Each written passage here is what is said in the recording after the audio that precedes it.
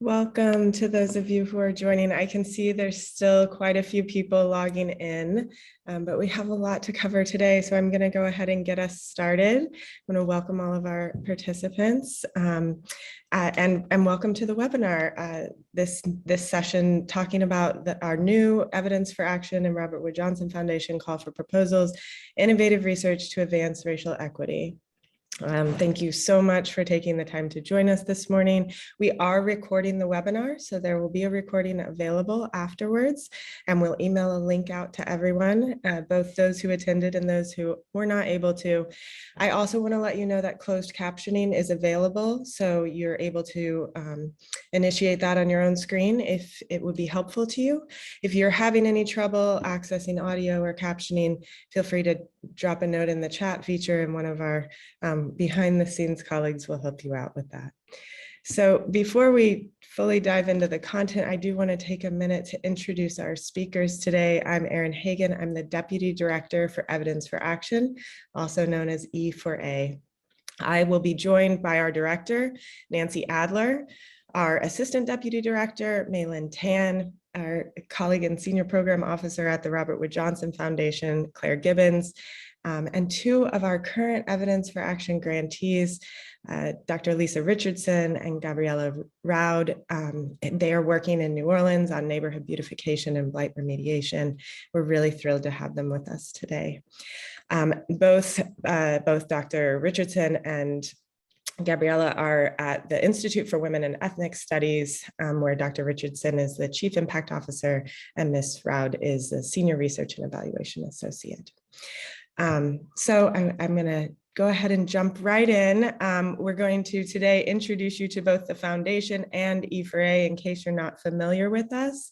And then we'll move on to discussing what we're looking for in this newly released call for proposals, what's a good fit with the program, the application and review process, eligibility, and a little bit about what it's like to be an Evidence for Action grantee. We should have lots of time for question and answers. We know that that's the meat of the content, so looking forward to getting to that. You can submit questions at any time. We have almost 500 participants on the line right now, so we won't unmute you, but if you submit a question through the Q&A feature at the bottom, we will try our best to get to all of those. If we don't have time to cover your question today, we have numerous opportunities to follow up and answer those after the webinar. And I also want to encourage you to reach out to the program office directly at any point in time. We'll share contact information at the end. One note again about the Q&A, if you could please use the Q&A feature at the bottom of your screen to submit questions. You can use the chat for other conversation, but we'll be pulling questions out of the Q&A feature. So please use that method of submission. With that, let's jump into it. I want to turn it over to Claire to give you a little more information about RWJF. Claire? Thanks, Erin. Hi, everyone. Great to see all of you joining. And we've got folks from many states on the East Coast all the way to Alaska. So great to see all of you. And thanks for joining. So RWJF is the nation's largest philanthropy that's dedicated solely to improving health. And our mission at RWJF is to build a culture of health in the United States. And what we mean by that is that everyone has a fair and just opportunity to live a healthy life, and achieving a culture of health for all Americans is impossible without achieving health and racial equity. So our main focus really is on equity. We want to understand the root causes of inequity. We want to understand who experiences barriers to health and why. What can be done to remove those barriers to ensure that all people can thrive. And we work to understand what policy changes are needed to achieve equity, how to shape how people think about health, and how we support leaders across the country to affect change in their communities. And of course, we focus on developing evidence. So we fund research through programs like Evidence for Action to build the evidence base needed to make program, policy, and practice decisions that will help achieve equity in the United States. And again, great to see all of you. Thanks for joining. And I'll turn it back over to Nancy to tell you more about Evidence for Action.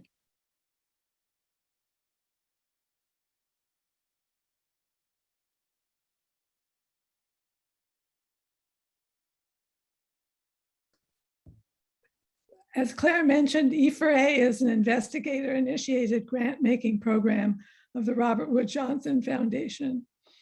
Our mission at E4A is to support research teams who are developing and disseminating evidence about what works to advance population health, equity, and well-being. E4A began in June of 2015 with the launch of our first call for proposals. And since then, we've funded almost 70 projects and awarded nearly $60 million, nearly $22 million.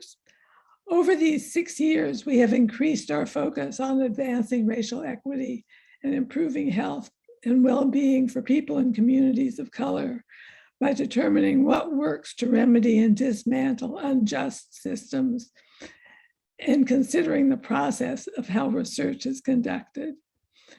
The newly released call for proposals reflects the evolution of our thinking, and I'll turn it over to Mei Lin to talk a little more about what's new in the call for proposals and how it was developed. Mei Lin? Thanks, Nancy. Hi, everybody. As Nancy mentioned, we've learned a great deal over the last several years about what makes research projects successful. And we've also taken to heart the Foundation's focus on racial equity and how we can advance this mission through our grant making. So this was the impetus for releasing a new call for proposals, which reflects this explicit focus on racial equity. For the purposes of this call for proposals, we consider racial equity to be conditions in which race or ethnicity no longer predict a person's ability to live a healthy life.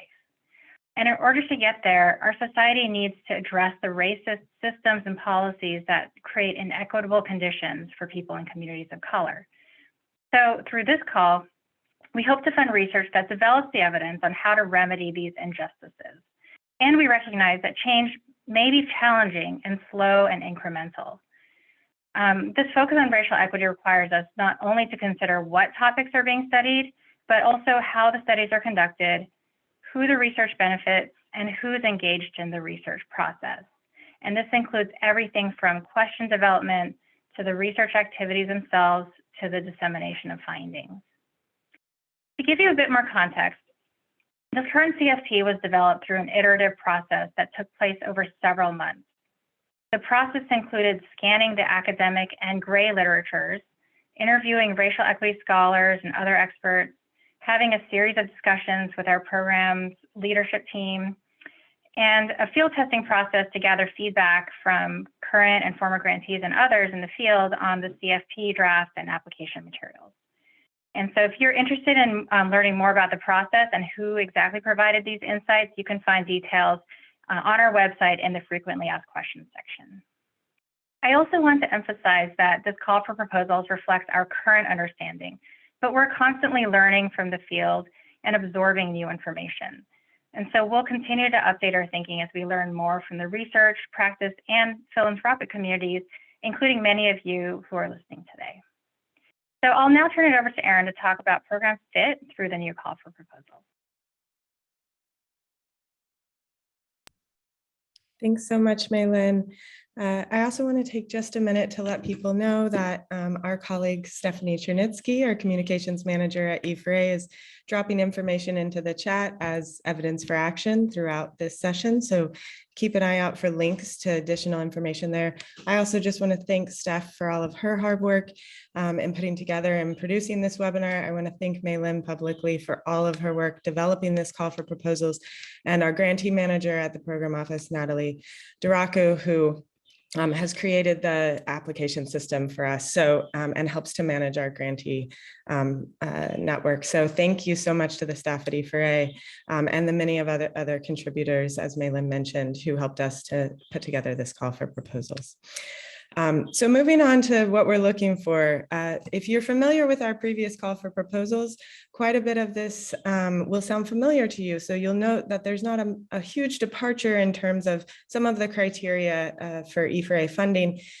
We look to fund studies that can move the needle on health and racial equity. We used to, at the initiation of the program, talk about game-changing research, and then we really came to be quite clear that it's rare for one study to be a game changer, but we can hope for incremental change and progress along the way. And so that's what we're looking for. So studies that can move the needle are those that might establish the first evidence on health or racial equity impacts of systems or programs or policies or practices. They might contribute to a more nuanced understanding of what intervention works best for whom and under what conditions. We also are really focused on a systems level approach. So we're looking for interventions that are acting at a system level, which we'll get into a little more detail about momentarily. And then we do want to fund research on novel solutions to structural and systemic racism that might be in their earlier stages, which we'll talk about as well. But I want to emphasize that we do recognize that in some cases we're funding research that may not have been tested previously. And so we're not looking to fund previously evidence-based projects. We're looking to generate new evidence and new knowledge. So moving on, as Nancy mentioned during our time of reflection and discussion, our thoughts on the actionability and relevance of what evidence is needed and how that evidence should be generated has shifted. We believe that in order to drive action and be relevant, there needs to be a clear understanding of who is involved and for whom interventions are affecting and yielding benefits. We have come to recognize that how the research questions are developed and who has input in that process has significant impact on the relevance and actionability of the findings. So we believe that the questions should be developed, research questions should be developed in response to and in collaboration with community needs and priorities, and that these questions should be informed by people with firsthand knowledge or experience about the conditions and the issue, implementation context, and other relevant expertise, of course, and including the drivers that are influencing decision makers who are making decisions about these interventions. This doesn't mean that we expect community members to be tasked solely with finding the solutions to the barriers that they're experiencing, but to the extent possible, people and communities who are most impacted by any particular injustice should be involved in vetting the solutions and determining research priorities as well. The process of conducting research, how it's designed, how it's carried out, who's involved, has a lot to do with the actionability of those findings and the equity of the research itself. So we are going to be paying quite a bit more attention going forward to how the research is being done and how the genesis of the research to begin with. The other point that is incredibly important to evidence for action and may distinguish us from other research funders is the importance of dissemination. If findings are not shared back with the people who are most impacted, if they're not shared with decision makers and stakeholders, then it's unlikely that they will have real applicability and bearing in the real world. So we expect dissemination to go beyond the academic setting and into practical application, which we'll talk about more a little later. So we primarily fund studies evaluating the health and racial equity impacts of interventions. Those might be programs or policies or practices at the systems level. We have a pretty broad definition of intervention. We consider it to be anything that may change an outcome for people who are experiencing it. Examples could be a change in a policy or a system or structure, or an attempt to shift mindsets, differences in programs or practices. For these types of studies, we have a strong preference for designs that support causal inference, which means we usually require a control or comparison group, adequate sample sizes, data collection and analysis plan, either primary or secondary, et cetera. And then sometimes these changes do create opportunities for natural experiments that are good opportunities to conduct research. And we welcome those types of applications as well, and are able to turn around natural experiment applications in a timely fashion. The intervention itself does not necessarily need to be designed to improve health or racial equity, as long as it could plausibly be related to those outcomes. So when possible, the data should be analyzed in a way that will be able to determine whether the interventions have differential impacts on different populations. And we do have a preference for interventions that have the potential to interrupt or remedy unjust systems and practices.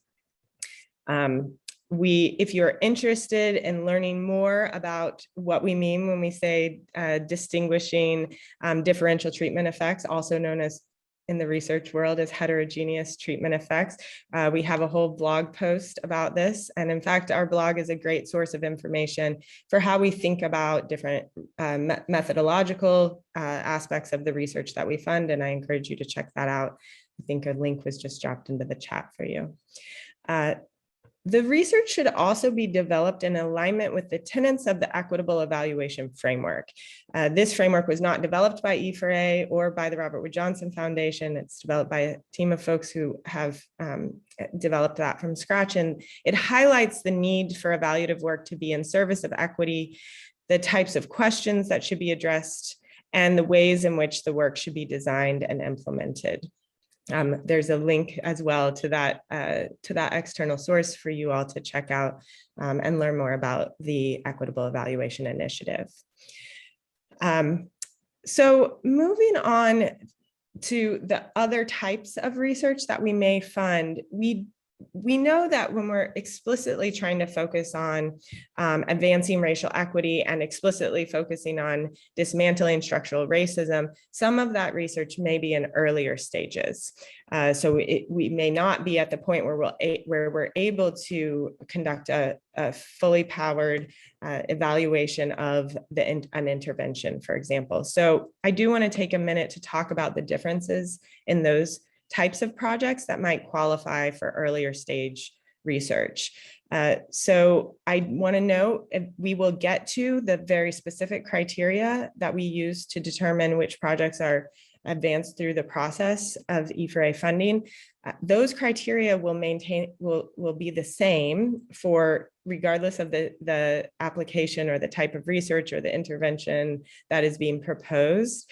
But for projects that are explicitly focused on dismantling racism, we may relax our requirement for causal inference designs. And so I will talk a little bit more about that, but our top priority really is to fund studies that are able to draw causal inference about the impact of interventions that are explicitly targeting racism.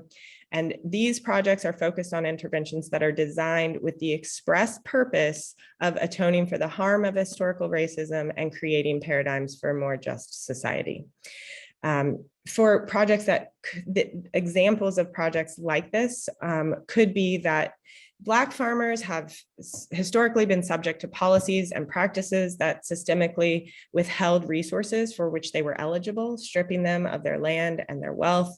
And research working with these farmers to identify opportunities to compensate for their losses and increase access or uptake of subsidies or other supportive resources could be an eligible type of project.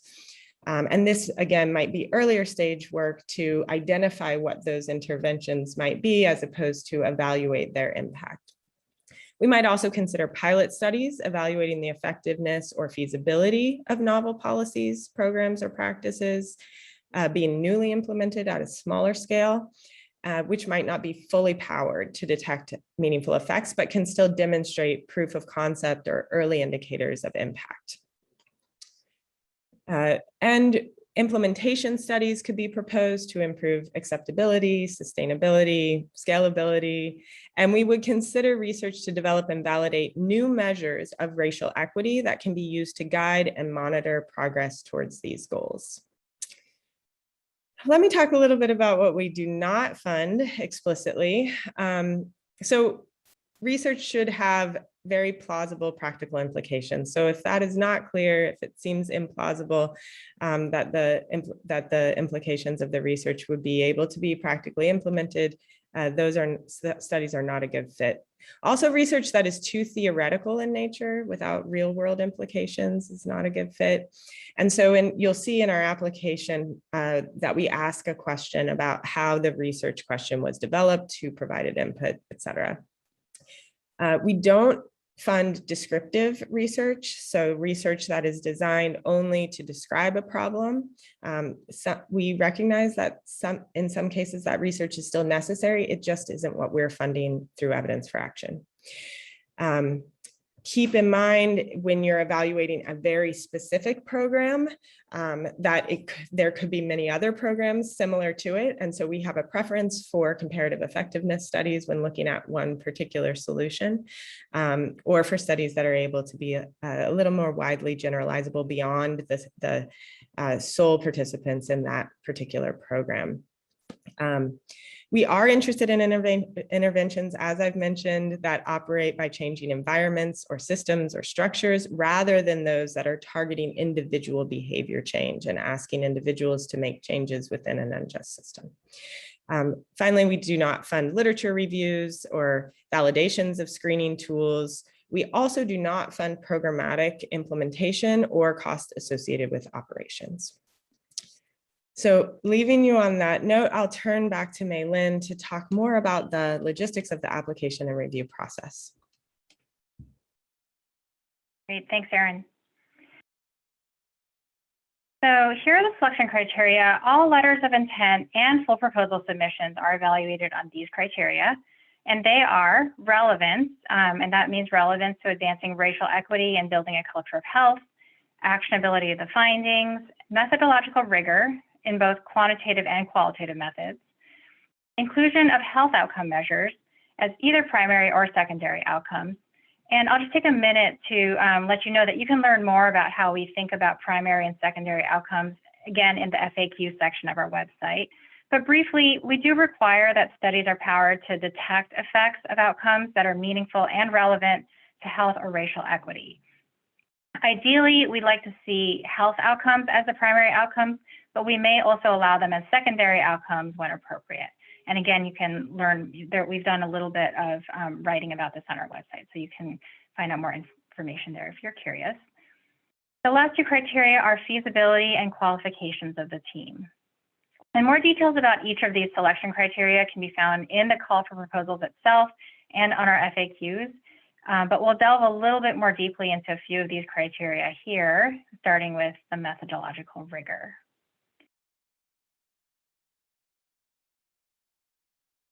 So as Erin mentioned previously, for the evaluations of interventions, we do consider study designs to be methodologically rigorous if they support causal inference and are sufficiently powered to detect meaningful and plausible effect sizes.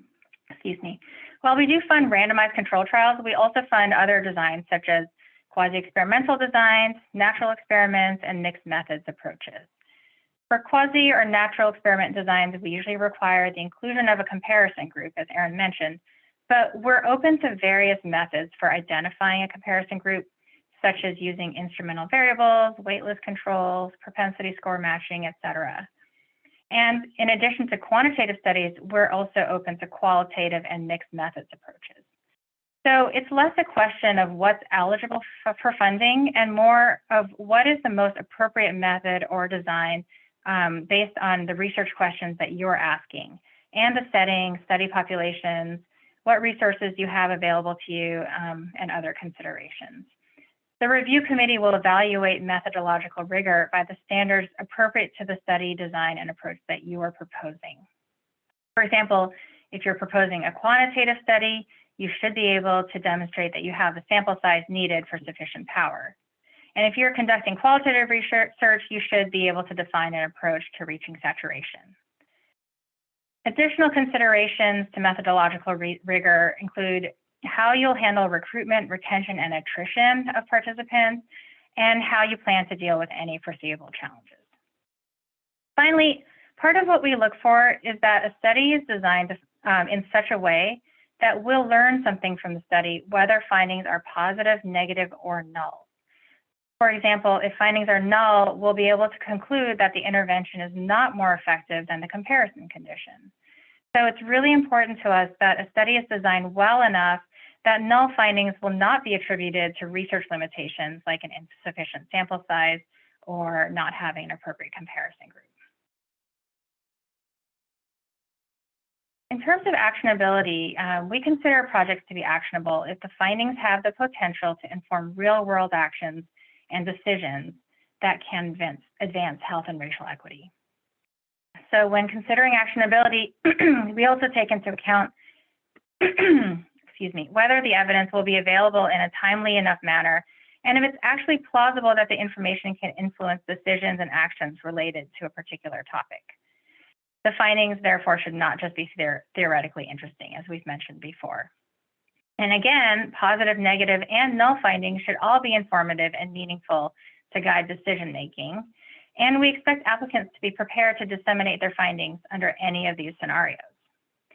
At the full proposal stage, we will review the project team's plan and commitment to disseminating findings to decision makers, communities, and other stakeholders and end users.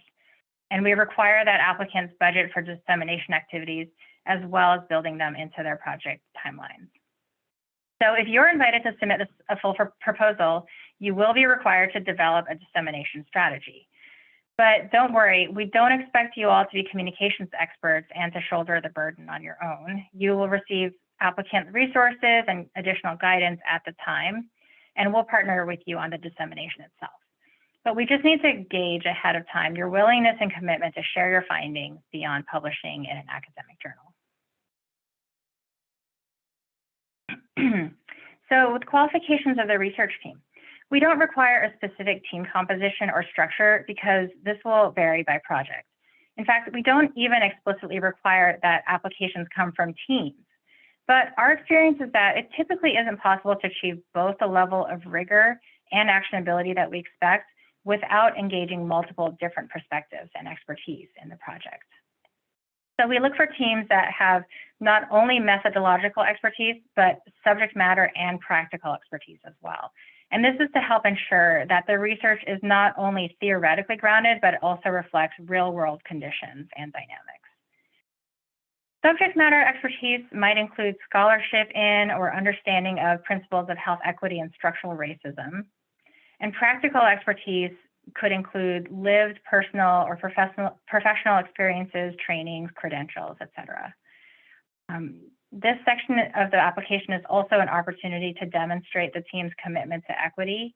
We will be looking at how power will be shared among different members of the team and with community stakeholders and practitioners. So I recommend that you review the principles of equitable evaluation and the other resources on our website to get a better idea and for more examples of good practices when it comes to shared power and governance in research. So now we'll talk a little bit about the review process and outcomes. Applications are accepted on a rolling basis, so you can apply at any time. And we recommend applying when it makes the most sense for your project. There's really no advantage to submitting at any particular time in terms of the review process itself. It's just best to submit when your research is ready and the conditions in the field are right. Applications must be submitted through the RWJF application and review system at my.rwjf.org. And more information on the process of applying through the A&R system can be viewed in a fantastic tutorial that was made by our grantee manager, Natalie DeRocco. My colleague has just dropped a link for that in the chat, so we recommend that you check that out. This slide includes a flowchart that gives a high-level overview of the process, the review process, and potential outcomes.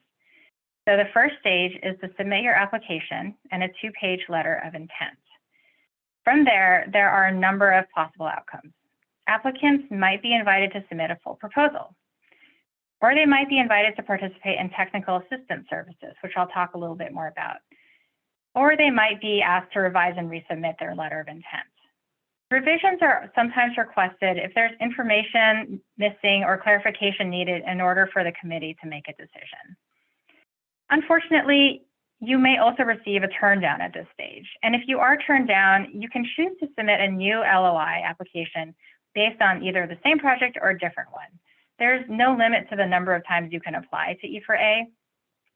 But if you're considering submitting based on the same project, resubmitting something based on the same project, we highly recommend that you reach out to us at the program office for feedback before deciding on next steps. If you're invited to submit a full proposal, there could be similar steps at that stage. For example, you might be invited to revise and resubmit your full proposal, or you might be funded, which would be great, or you might be turned down. And if you're turned down at the full proposal stage, you can, again, still reapply based on that same or another project. You would have to start back at the letter of intent stage, but either way, we recommend that you reach out to us at E4A for feedback prior to deciding what to do. So now a little bit about the technical assistance services that we offer. We have two forms of technical assistance, design consultation and matching. And in design consultation, applicants to E4A will work one-on-one with our team to better align their research questions and study designs with our funding opportunity while still preserving the core aims of their original proposal. The matching service is provided by a group at Johns Hopkins University, and they facilitate the formation of partnerships to better meet the requirements of the research project. This could include finding researchers or community partners to round out the overall capacity of the team. Both design consultation and matching can be requested prior to submission of the letter of intent. Applicants could also be invited to participate in technical assistance based on an LOI or full proposal that they submit. So there are a number of ways to access technical assistance. I will note that a request to participate does not guarantee that you will receive either of the services, but we always do our best to accommodate the needs of applicants whenever possible. I think that Steph also just dropped a link into the chat where you can find more information about technical assistance. Now we'll talk a bit about funding. As you've probably seen, we do not have explicit budget caps. We do recommend that applicants request a level of funds that they think are needed to complete their research project and disseminate their findings. Typical funding levels are in the $300,000 to $500,000 range. That being said, we have funded projects with budgets as low as $50,000 and as high as $750,000. The size of the budget will be weighed against the importance and significance of the work that you're proposing. You can get a sense of the various budget points for projects that we funded in the past on the funded projects page of our website, which is now, there's a link in the chat. And note that we have a strong preference for grant durations that are between 18 months and 36 months. This is because grants shorter than 18 months may not provide sufficient time to both conduct the proposed research and complete this dissemination activities. And then grants longer than 36 months may not produce actionable findings quickly enough to inform the real-world priorities that drove the research in the first place. All that said, shorter and longer grants might be considered on a case-by-case basis as appropriate. And any grants longer than 36 months will require justification for why the additional time is being requested. Keep in mind that the maximum permitted grant duration is 48 months or 4 years. Now I'll turn it back over to Erin. Thanks so much, Maylin. That was a lot of really great information for people. I'm sure a lot to digest too. So we'll continue with additional resources for people going forward. I do want to take a little bit of time to talk about the expectations for evidence for action grantees, because these may be different, especially if you're used to receiving sort of traditional research grants. We may have some different expectations that we want you to be aware of prior to applying. So we really do expect to sort of partner with our grantees once they're funded to ensure that they're achieving the goals that they set out in their proposal, and to also make sure that we are adhering to high standards of scientific rigor and to ensure actionability of the findings. So to that end, we expect grantees to pre-register their studies and to commit to disseminating findings beyond the academic setting. So if you're publishing in academic journals, that's perfectly appropriate, but we expect additional dissemination beyond that. Additionally, if you are publishing in an academic journal, we require that you do so through open access. And so that may be that you choose a journal that already by default publishes open access, or you may need to budget for funding for open access fees when submitting your budget. We also expect our grantees to attend virtual and in-person events that are hosted by the program office or the foundation. And again, we allow for grantees to budget for travel in their applications, both for participation in the grantee events or other foundation activities, as well as for travel for dissemination. Guidelines about the amount that you should be budgeting for these activities is available in a budget tutorial and through additional guidance in the application process. We also do have additional detail about these activities as well as others in the call for proposals and in our frequently asked questions. But the people who are really best suited to talk to you about what it's like to be an Evidence for Action grantee and to share with you the sort of spirit of an Evidence for Action project are our grantees themselves. And so I'm very pleased to have two of our grantees with us today that I introduced to you this morning, and will now turn it over to Lisa and Gabriella to talk a little bit more about their project, their experiences working with us at Evidence for Action, and their perspectives on their community engaged project and how it's strengthened their work. Lisa and Gabriella. Hello, everyone. Thank you, Erin, for the introduction earlier. Again, I am Gabriella Roud, and Dr. Lisa Richardson also joins me. And we are with the Institute of Women in Ethnic Studies. IWEST, for short, is a national nonprofit health organization based in New Orleans. Our mission is to improve the mental, physical, and spiritual health and quality of life for women, their families, and communities of color, particularly among marginalized populations, using community-engaged research, programs, training, and advocacy.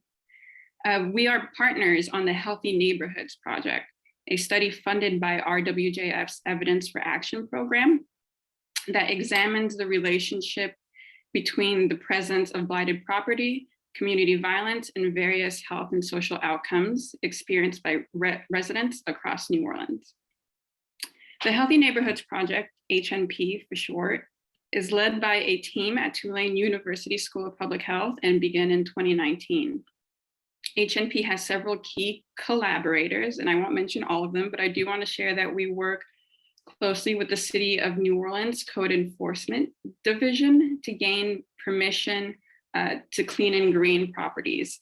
And we also partner with the national organization Center for Employment Opportunities, who actually do the cleaning and greening of properties. So we know that neighborhoods are an essential context for shaping well-being and for creating a societal commitment to health and health equity. HNP aims to provide evidence and support of place-based interventions that improve the physical conditions of communities in order to achieve positive health and well-being outcomes for residents. As you can see in the slide, we have before and after photos of our treatment. So the HNP is a cluster randomized control trial. There are neighborhood blocks that receive the cleaning and greening treatment and some that do not. Those that do not will receive the treatment after the study is finished. In both arms of the study, residents participate in longitudinal surveying.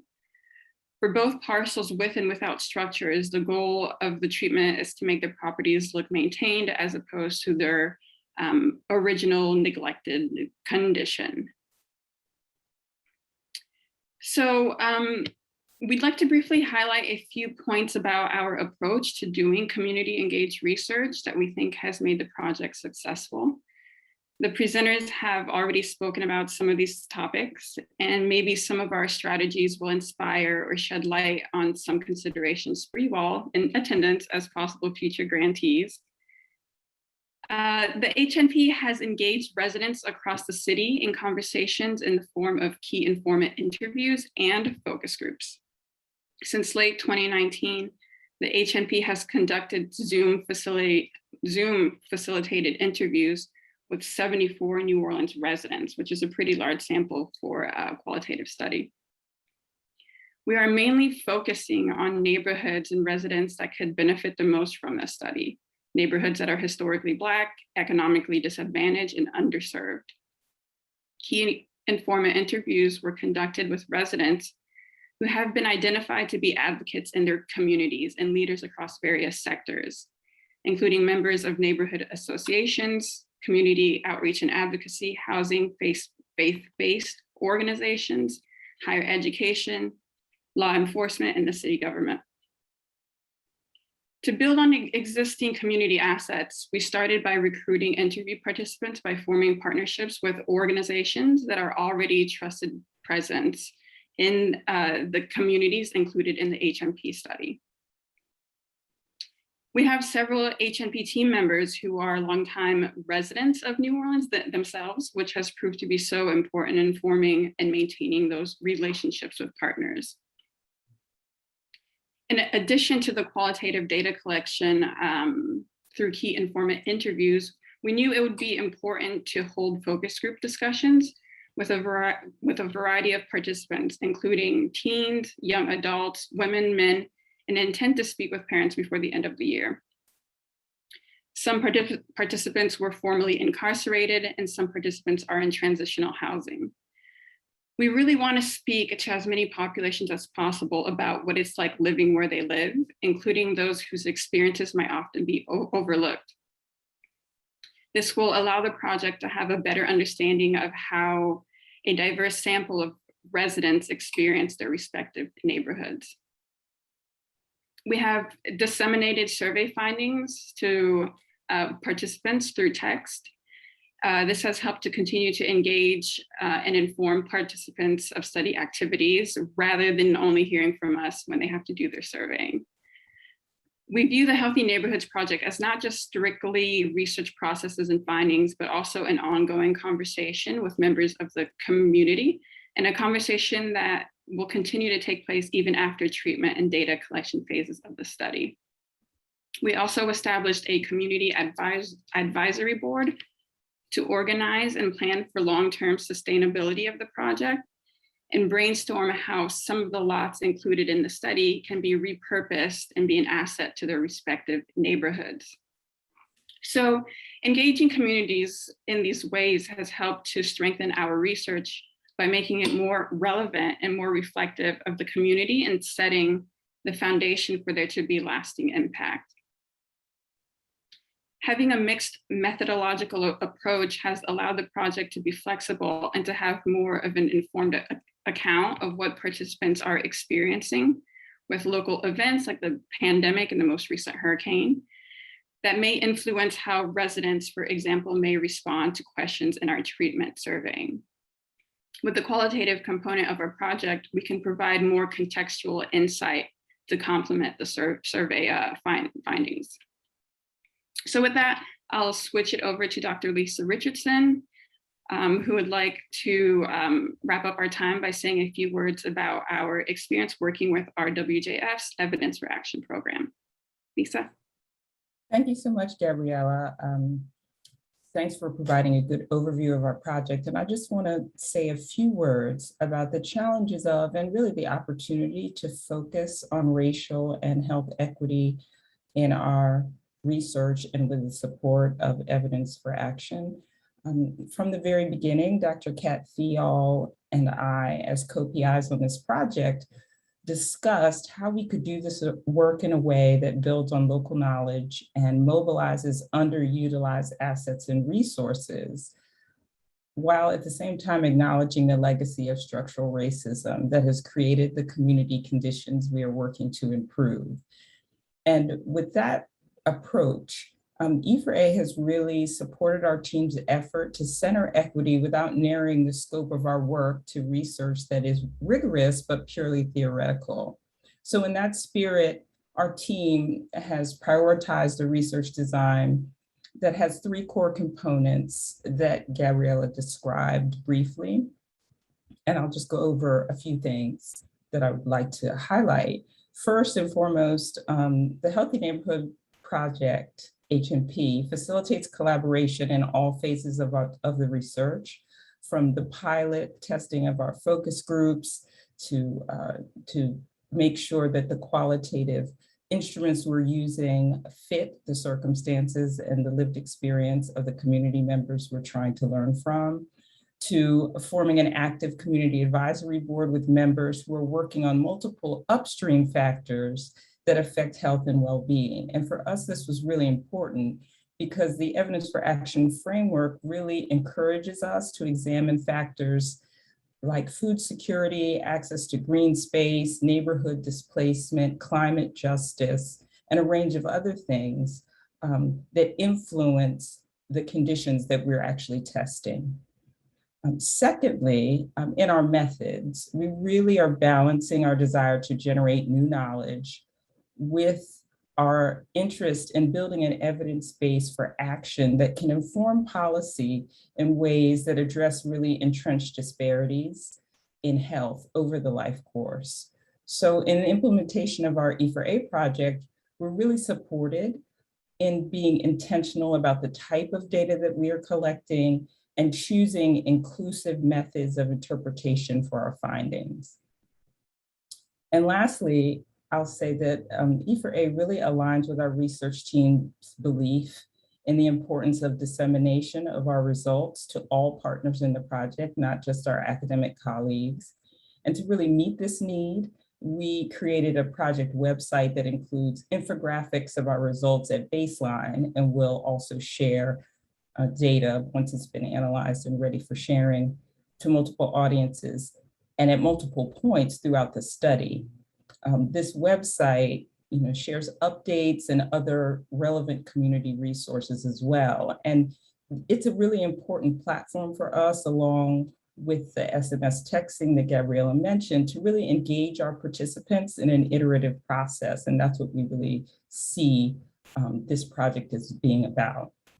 And all of these things really help us to be intentional about learning from the feedback that community partners provide. So for example, the community advisory board that Gabriella mentioned, it's really been instrumental in engaging us in meaningful conversation about sustainability of the work that we're doing from the very beginning of the Healthy Neighborhoods Project. And that kind of partnership and an accountability structure really has strengthened our research and supported our commitment to being equitable at each step in our practice and our methods and our intention of this research. All of these principles are really essential for the kind of community and academic collaborations that HNP is built upon, not only between IWES, our organization, and our academic partner at the Tulane School of Public Health, but also with a range of other community-based organizations in the New Orleans area. And just as a very specific example, our project really requires cleaning, greening, and physical transformation of the treatment lots that Gabriella referred to, the blighted spaces. And we're working with a group, CEO Works, that's an organization that provides people returning from prison immediate paid employment, skills training, and ongoing career support. And so members of CEO Works do the outdoor maintenance and neighborhood beautification for HNP sites. And as a city with one of the highest incarceration rates in the country, we see this kind of collaboration that E4A has allowed us to build into our research method as another actionable way to invest in a more equitable ecosystem, and one that could perhaps influence other municipal investments that outlast our research project. So I just want to say a word of thanks to Natalie, Aaron, Maylin, and all of your colleagues at RWJF who've supported us, and our expanded team on this project. We're really looking forward to continuing to learn with you and our community members about how to create a more just and healthy society. So Aaron, I think I'll turn it over to you. Thanks so much, Lisa and Gabriella. Thank you for sharing your work, your time today, and for your ongoing really exceptional work. We so appreciate you. At this point, we are going to just jump right into the Q&A because there are quite a few teed up. We'll get through as many as we can, and please feel free to continue to submit questions through that feature. So, and I noted that there are a number of logistical questions and a number of more substantive questions, so we'll try to get to both. And also that there are a few questions that are pretty specific about the exact project that you're working on. And so we may not be able to have time to get into the weeds about those projects today, but I encourage you to follow up with the program office directly or to attend one of our open office hours that are happening where we can talk in more detail about your project. We would need a little more nuance to be able to adequately answer those questions about specific projects. But I want to kick us off with a question about the reviewer pool. We didn't cover that very much in our presentation, and it's an excellent question. As Mei-Lin described, this is a multi-stage submission process. So there's both letters of intents that can be submitted without invitation, and we review and then invite full proposals. And so we have a reviewer pools at both of those stages. At the letter of intent stage, our leadership team at E4A reviews and invites full proposals. At the full proposal stage, we have quite a few additional reviewers that are comprised from our National Advisory Committee, as well as sometimes external experts or practitioners or advocates who have perspectives on the applicability of the research in the real world. And we select those on a case-by-case basis. You can see our National Advisory Committee and bios for our leadership team on our website. And we are currently in the process of expanding the perspectives that we're bringing into our review process as well. I want to, Claire, turn to you for a minute to add about the review process or our review pool from the Foundation's perspective, if you'd like. Yeah, I will just say that this,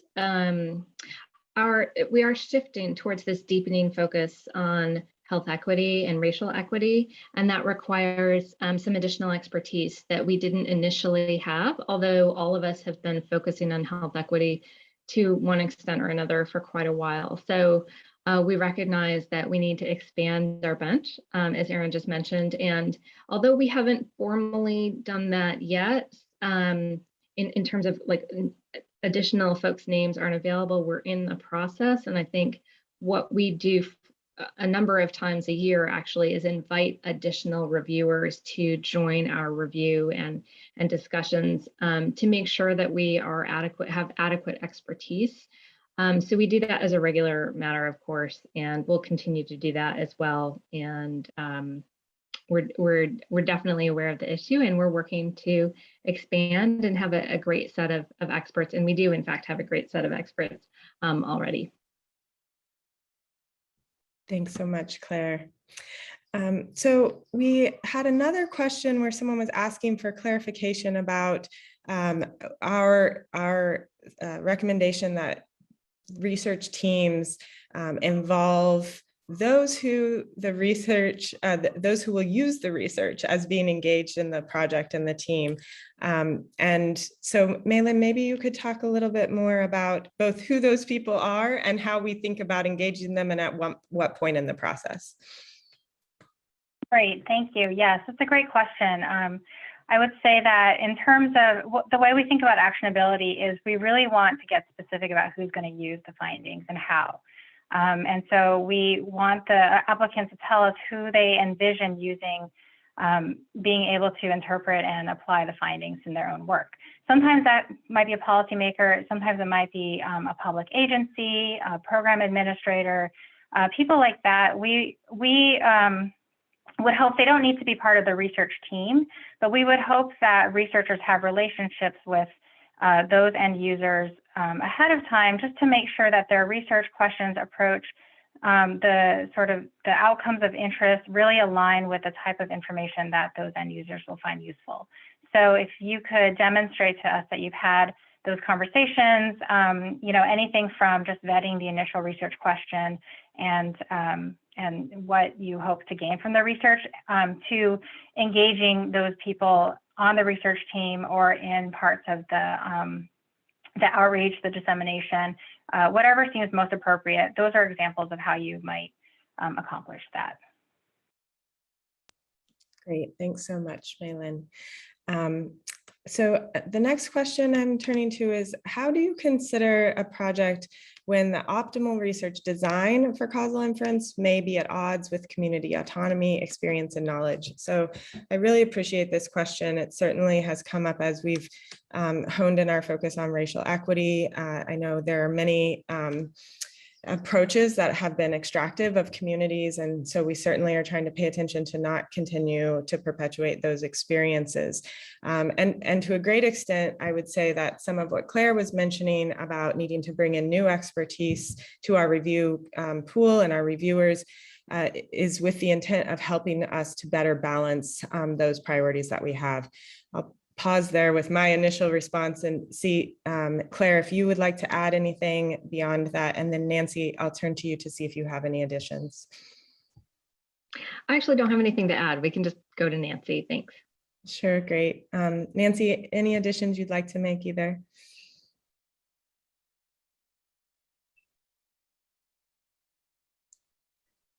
And Nancy, you might be on mute if you're responding.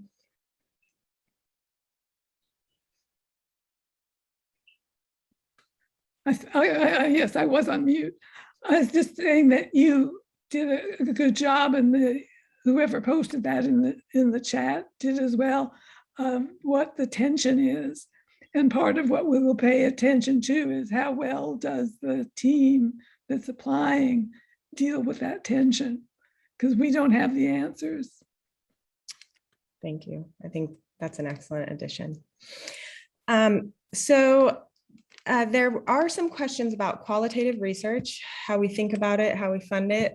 We will fund quantitative, purely qualitative, or mixed methods research. I do expect quite a bit of the research will be more along the mixed methods lines, but we certainly have a priority of holding qualitative research to the same level of rigor and scrutiny that we do quantitative research, and are also currently in the process of engaging additional expertise from qualitative scholars. Nancy, any additions that you'd like to make about the qualitative research that we might fund?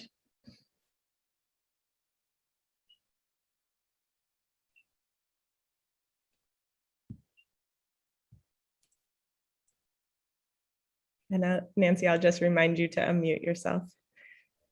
Yes, my computer was not making it easy.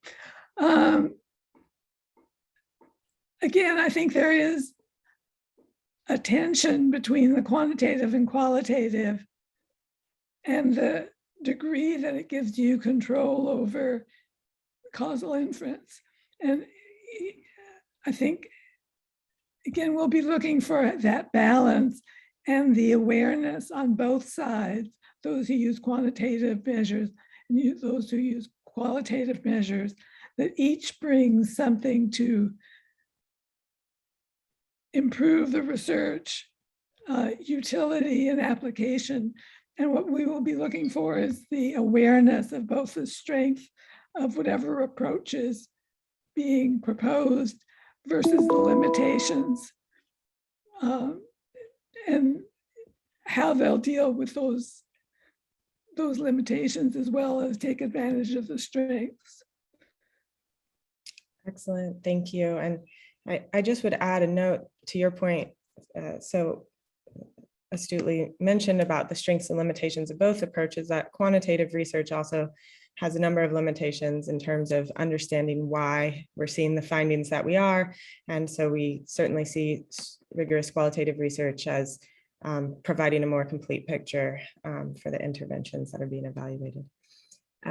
Lisa and Gabriella, there is a question for you about your principal outcome measures of the Healthy Neighborhood project in New Orleans, and the operational definitions of those variables. So if you want to speak a little more about those outcomes for your project.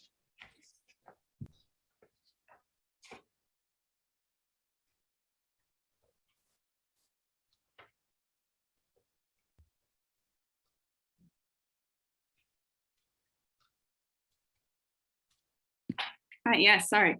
I do not have that information directly in front of me, but we are looking at civic engagement, IPV, the amount of physical activity that people are engaged in. So a lot of different health outcomes that we're looking at by surveying the people that are living near the treated properties. Yeah. But as far as the operational definitions of those things, yeah, that's something that I would have to have right in front of me. I don't know if Lisa wants to add something. Yes, we can provide those things if that would be helpful for people. We're also looking at social connectedness so the overall inquiry is if mediating blight changes the way people feel about safety in their neighborhood, about their ability and interest in engaging with the people living around them, the use of shared space, those kinds of things. And so the qualitative and quantitative surveying over time is to see, as changes begin to happen in the physical environment, does it change people's relationship to their neighbors and to their communal living space? Thanks so much, Lisa and Gabriella. So there are a number of questions that came up to our point in the budget about operating costs. So I want to try to clarify a little bit for people. We're really talking about operations of the intervention itself. So for example, if your intervention is related to service delivery, we do not fund the delivery of the services, and we don't fund the operations associated with the delivery of those services. We do fund all aspects related to research, including staff time, travel, stipends, support for involvement of other participants in any aspect, and a variety of other, again, research-related costs that you might consider operations of the research project itself. Those are all eligible costs. We have quite a bit of additional detail related to the budget in both the frequently asked questions on our website, as well as in a budget tutorial and budget guidelines on the foundation's website. So I encourage you to look into those documents more closely. I also will say that at the letter of intent stage, we do not require a detailed budget. We only ask for a ballpark estimate of the funds that you will need to fully complete the project over the duration of the grant, including dissemination activities. And so at the letter of intent stage, you can estimate those costs, and then it's acceptable for your budget request to change at the full proposal stage within reason to accommodate the guidelines of the foundation or costs that were unanticipated.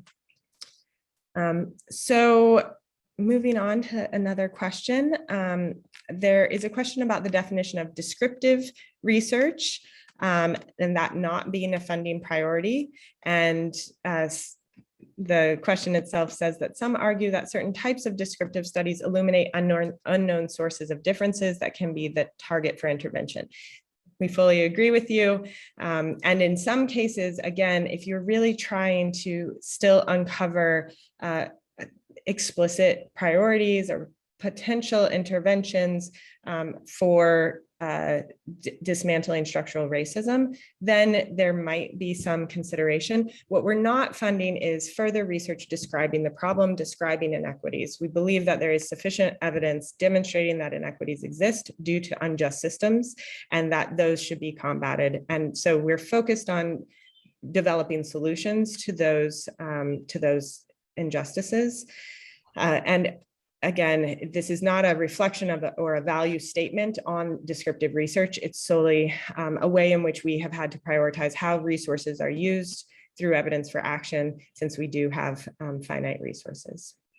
I will open it. Claire, to you, or Nancy, to you, if you have any additions to that response. No, I think that's right. I mean, I would just say that, this is one program. This isn't a statement about what RWJF finds valuable, and it's not meant to be that statement. It's simply, as Erin said, a way that we've chosen in this specific program to narrow our work so that we can have the greatest impact possible. Thanks. So there is a really thoughtful question that I'm not going to read the whole thing, but other people should look into about following up on my point about extractive aspects of Euro-American research methodologies, and asking about if we have an approach that honors Indigenous research methodologies and Indigenous concerns. And I would just start by saying that we absolutely value and respect Indigenous research approaches and would welcome them as applications and potential grantees of evidence for action. We ourselves are still learning about those approaches, and so are engaging with others who can help us to better evaluate the applications that might be submitted related to Indigenous methodologies. Claire, any additions you might want to make? Thanks, Erin. Yeah, I really appreciate the question. I mean, I think that we are not determining what research approaches you all should use as much as we are putting forward principles about our values, which are what Erin just said. But I think we're looking to our applicants to recognize the principles that we're putting forward in our call for proposals and responding to those. So we're going to recognize that if you send in a letter of intent and it demonstrates kind of your Indigenous perspective, that would be a great thing to see, and then we'll go from there. Thank you. There's a somewhat similar question about, in terms of selection criteria, whether we give priority to projects that are led by BIPOC researchers. And I would just start by saying we absolutely invite and encourage submission from BIPOC research leaders. We do not ask questions about racial and ethnic background and demographics of our applicants during the application process. I'll let Claire expand on that if you'd like, in terms of the Foundation's policy on that topic. So from that respect, we are not able to determine the race or ethnicity of the leaders of the team unless you proactively tell us, and therefore we are not making selection priorities based on the researcher or principal investigator. I will say we value diverse teams, and there are a few other questions that have been asked about who leads the team. And I will just say that we do not have any requirements about the PI, what we would consider a PI for these projects. You are not required to be a senior researcher or even a researcher at all. There's no degree requirements. It's just that the team of people applying should have the skills and expertise to conduct the study. But Claire, I'll let you say a little more if you'd like about selection criteria for the individuals involved in the study. RWJF does have a number of programs that are specifically focused towards BIPOC investigators, both in our research work and in our programmatic work, and this is not one of them. But like Erin said, we definitely respect those perspectives and really do want to bring them into E4A as much as possible, but this is not one of those programs where we're setting aside specifically a focus on BIPOC researchers. I do think that we're looking for deep understanding of issues that are happening in communities by the team that you all put together, and that I think will come through in your applications, even without seeing specific demographic characteristics of any of our lead investigators. Thanks, Claire. We have a specific question about what we mean by pre-registering a study and if we can clarify. So we ask that grantees register their study on Open Science Framework, which is a social science registration site. It allows you to specify your research questions and your approach in advance to ensure you're adhering to that throughout the research project. Malin, I know you've worked just a little bit in the system. I'm not suggesting you're an expert, but if you have anything to add about the registration or the type of registration, or I invite you to do so. Sure, it's a fairly straightforward process. You'll get a lot of support once you become a grantee. The link and the process is written out for you, but basically it's an opportunity for you to record somewhere publicly what you plan to do in your research, what outcomes in your approach, what data sources, et cetera, and it actually makes your findings much stronger because after the fact, when your findings are available, you can see that it adhered to the original plan that you set forth. So it's just a sort of a nice way to keep everybody on track and clear on what it is that your grant was funded to accomplish. But you will get a lot more support on that when you become a grantee. Thanks so much, Malin. There's a good question about whether we prioritize outcomes at the individual level or at the community population level. And Nancy, maybe I'll turn to you to talk a little bit more about this.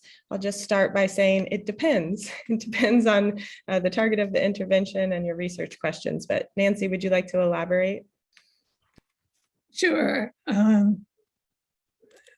Hopefully I'm off mute. Yes, indeed you are. Okay, great. We are interested in the outcomes that would affect the community and the population health.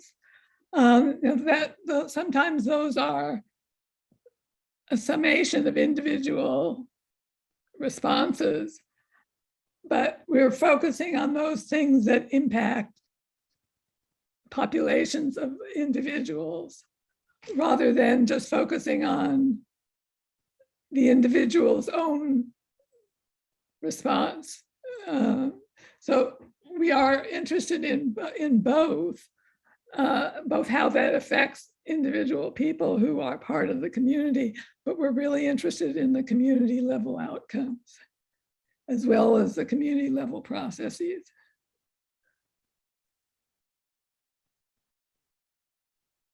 Great, thanks so much, Nancy. And I think we're drawing close to the end of time, so I'm going to end with this question, Malin, for you to explain how TA might help find evaluators to augment an existing team. So if you can elaborate on that, then I'll let people know we're going to wrap up and we'll be able to follow up to answer additional questions in other venues. Malin? Sure.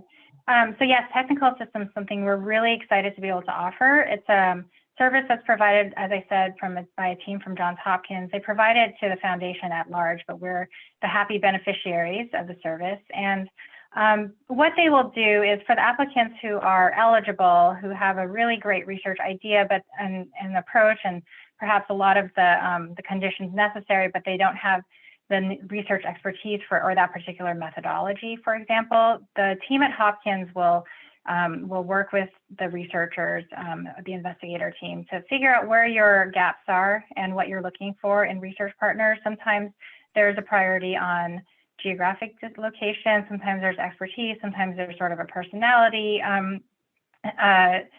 dynamic that should be considered. And so it's a very personalized process. And they have made several matches for our applicants, and a few of them have become funded projects. And so it's a very exciting opportunity. You can certainly read a lot more about it on our website and reach out to us for additional details.